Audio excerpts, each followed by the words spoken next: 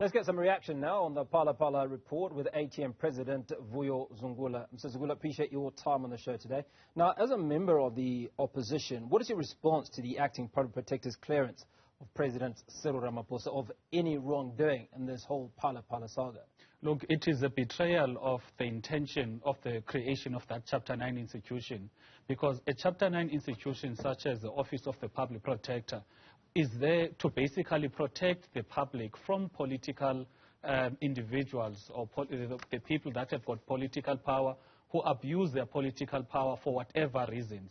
However, what we've seen in our country when it comes to any scandals that have got something to do with the political parties or political individuals is that it is always the officials that take the blame.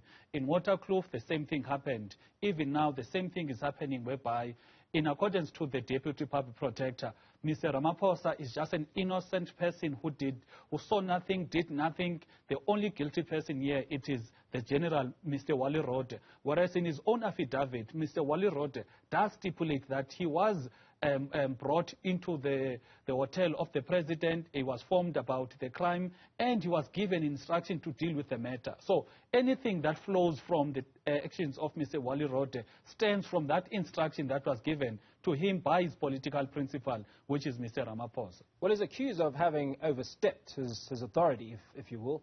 But I suppose the question is, how would he have known without being informed? Look, it is him, Mr. Wally Rode, that is formed by the president. And the fact that even now, just recently, Mr. Ramaphosa went with other African leaders to Ukraine and Russia. Mr. Wally Rode was there, meaning all of the actions, meaning Mr. Ramaphosa did not see anything wrong with Mr. Wally Rode, because if he did, and if it surfaced in 2022 that these are the actions of Mr. Wally Rode, that he took a clandestine operation, used state resources, he abused people in the process.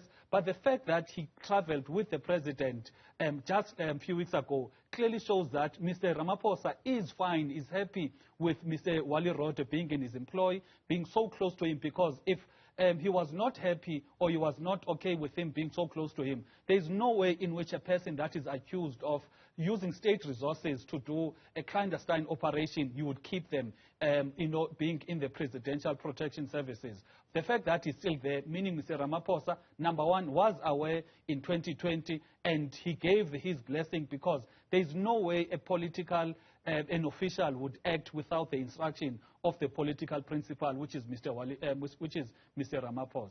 Well, SAPs have been given 60 days, I think, to act on Wally Rode. How do you expect them to react? Look, they are going to throw him under the bus. That is what is expected in all of the officials in our country.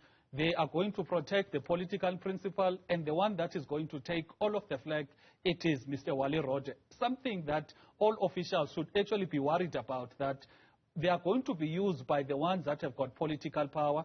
But when issues, come to this extent, it is them that will actually take the blame. It is them that will have their bad name and reputations, whereas they were acting via the instruction of the political principals. It's happened in Waterkloof. It is happening now, and God knows it's going to happen again to other individuals. Whenever that political principals are involved, it is always officials that are taken to this extent.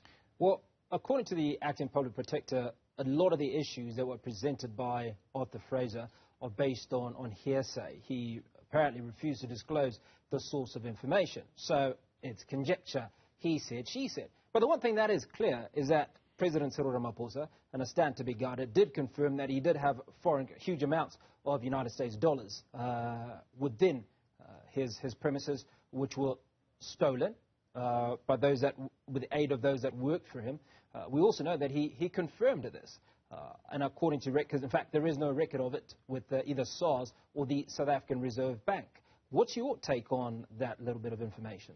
Look, there are the facts, as you rightfully say. Number one, what is the issue? The first issue is that the president did not report a crime as required by Section 34 of PRECA. Now, Section 34E of PRECA lists the responsible individuals that ought to report a crime or any theft above 100,000 rands. And one of the listed individuals there, it is a member of a close corporation. Phala Phala is a trading name. It is a farm name. But the Ntabanyoni close cooperation has only one member, which is Mr. Ramaphosa. So it is a fact. You can't dispute that fact. The second issue is the issue of paid work. Paid work in the sense that Mr. Ramaphosa was mentally and physically engaged in an activity that brings about, economic benefit to him and his close cooperation, of which he's a sole member of. How did he do this? Number one, he went to the conference of the ANC in Limpopo. There he says, I'm a farmer, I sell and buy animals. That is an admission that is involved in paid work. Also, when he responds to the independent panel, he does stipulate that he's been involved in the day-to-day operations whereby he instructs money to be used, to be moved from one place to another. He instructs that these are the animals that need to be sold.